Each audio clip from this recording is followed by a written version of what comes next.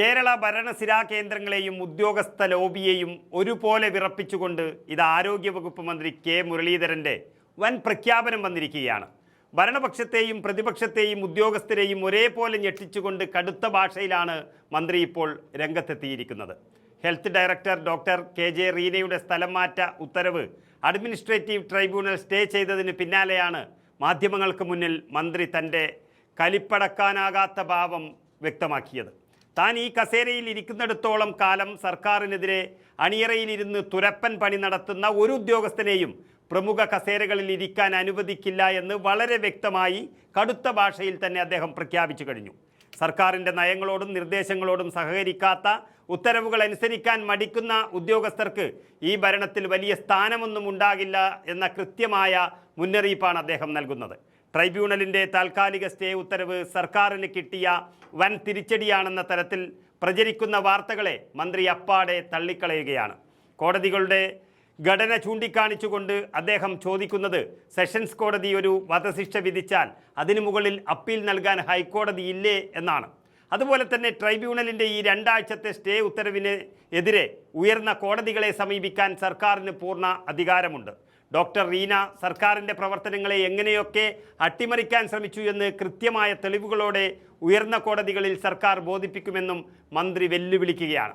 തൻ്റെ തീരുമാനങ്ങൾ തിടുക്കപ്പെട്ടുള്ളതാണ് എന്ന വിമർശനങ്ങൾക്കും വളരെ പരിഹാസപരമായ രീതിയിലാണ് മന്ത്രി മറുപടി നൽകിയത്. മുൻപ് TP സെൻകുമാറിനെ DGP സ്ഥാനത്ത് നിന്ന് മാറ്റിയപ്പോൾ അന്നത്തെ മുഖ്യമന്ത്രി പിണറായി വിജയൻ രാജിവെച്ചിട്ടുണ്ടോ എന്ന വജ്രായുധം പോലുള്ള ചോദ്യം എറിഞ്ഞുകൊണ്ടാണ് മുരളീധരൻ വിമർശകരുടെ വായടപ്പിച്ചത്. തൻ്റെ പെട്ടെന്നുള്ള തീരുമാനങ്ങൾ തന്നെയാണ് തൻ്റെ പ്രവർത്തന ശൈലിയെന്നും അതിൽ മാറ്റം വരുത്താൻ ഉദ്ദേശിക്കുന്നില്ലെന്നും മന്ത്രി വ്യക്തമാക്കുന്നു. സാംക്രമിക രോഗങ്ങൾ പടർന്നു പിടിച്ച സമയത്ത് ഡയറക്ടർ പദവിയിലിരുന്ന് അവധിക്ക് ശ്രമിച്ചതും ശബരിമല ഡ്യൂട്ടിയുമായി ബന്ധപ്പെട്ട് വീഴ്ച വരുത്തിയതും ഉൾപ്പെടെയുള്ള ഗുരുതരമായ ആരോപണങ്ങളാണ് ഉദ്യോഗസ്ഥർക്കെതിരെ സർക്കാർ ഉന്നയിക്കുന്നത്.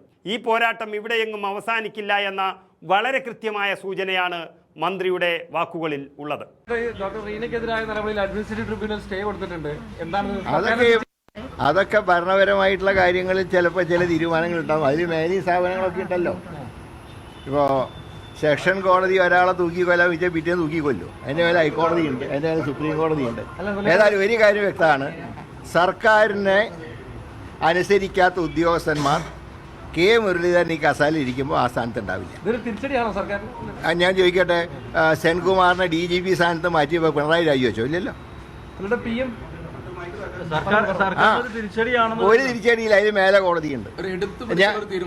ഒരു തീരുമാനം, ചില കാര്യങ്ങൾ ക്വിക്കായിട്ടുള്ള തീരുമാനം എടുക്കണം. ഞാൻ ആ ശൈലിക്കാരനാണ്. ആ തീരുമാനം ഇനിയും ഉണ്ടാവും. ഈ കസാലിലോടത്തോളം കാലം ക്വിക്കായിട്ടുള്ള തീരുമാനം എടുക്കേണ്ട സമയത്ത് ക്വിക്കായ തീരുമാനം എടുത്തിരിക്കും. തുരപ്പം പണി നടത്തുന്ന ആരും ഈ കസാലിൽ ഇരുത്തില്ല. ഡോക്ടർ റീന തുരപ്പം പണി നടത്തിയെന്നുള്ളത് അതൊക്കെ ബാക്കിയാണ് മേൽക്കോടതിയിൽ പറഞ്ഞോളാം. വിഷയത്തിൽ പലതരത്തിലുള്ള പ്രതിഷേധങ്ങളൊക്കെ വരുന്നല്ലോ. PMC കാര്യത്തിൽ SFI ഒക്കെ തന്നെയും സർക്കാർ അന്വേഷിക്കുന്നുണ്ട്. ആരും ഒപ്പിട്ടവരാരാ? ഞങ്ങളാണോ? ഒപ്പിട്ട് ആദ്യത്തെ ഒരു കോട്ടയും വാങ്ങി. ആദ്യത്തെ കോട്ട വാങ്ങിയ സർവശിക്ഷാഭിയാന്റെ ആണെന്നാണ് അവരുടെ വിശദീകരണം. അതെന്താ തടസ്സം തടഞ്ഞു വയ്ക്കാൻ കാരണം എന്തായിരുന്നു? SSA ഇതിൽ ഒപ്പിടാണ്ട് തരില്ല എന്ന് പറഞ്ഞു. വേഗം പോയിട്ട് ഒപ്പിട്ടു.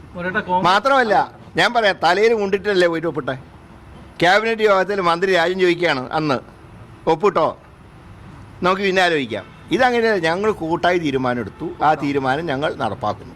ഒപ്പിട്ട സ്ഥിതിക്ക് എനിക്ക് പിന്മാറാൻ നിവർത്തിയില്ല. അതുകൊണ്ട് പക്ഷേ സിലബസ് നിർണയത്തിലൊക്കെ ശക്തമായിട്ടുള്ള തീരുമാനം കേരള ഗവൺമെൻറ് ഉണ്ട്.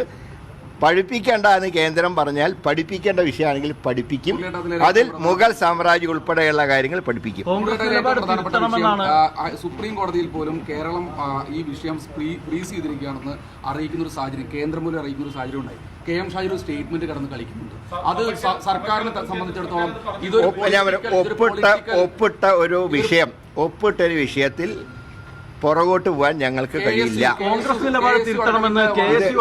ഇത് ക്യാബിനറ്റ് തീരുമാനമാണ്. ഞാൻ ക്യാബിനറ്റിൽ അംഗമാണ്.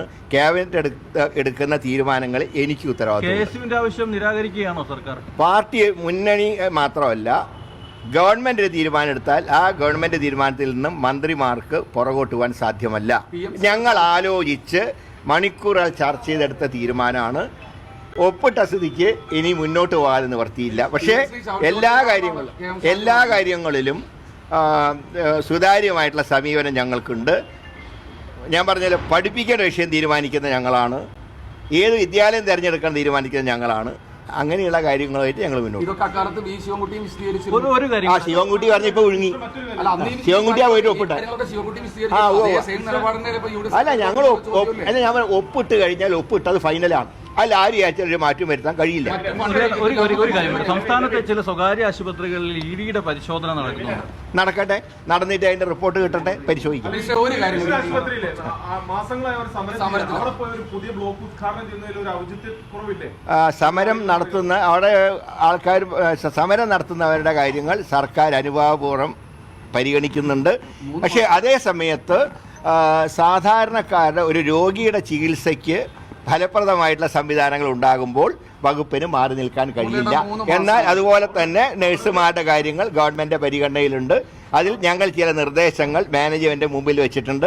ഞങ്ങൾ തീരുമാനം ഒരു ആശുപത്രികൾ മാത്രമാണ് അംഗീകരിക്കാത്തത്. ഇവിടെ ഈ അതിരൂപത വലിയ വോട്ട് ബാങ്ക് ഉണ്ട്. അതാണ് സർക്കാരിന് ഇതിനകത്ത് ഇടപെടാൻ. ഞാൻ പറഞ്ഞല്ലോ, നഴ്സുമാരുടെ കാര്യങ്ങൾ ഞങ്ങളുടെ പരിഗണനയിലുണ്ട്.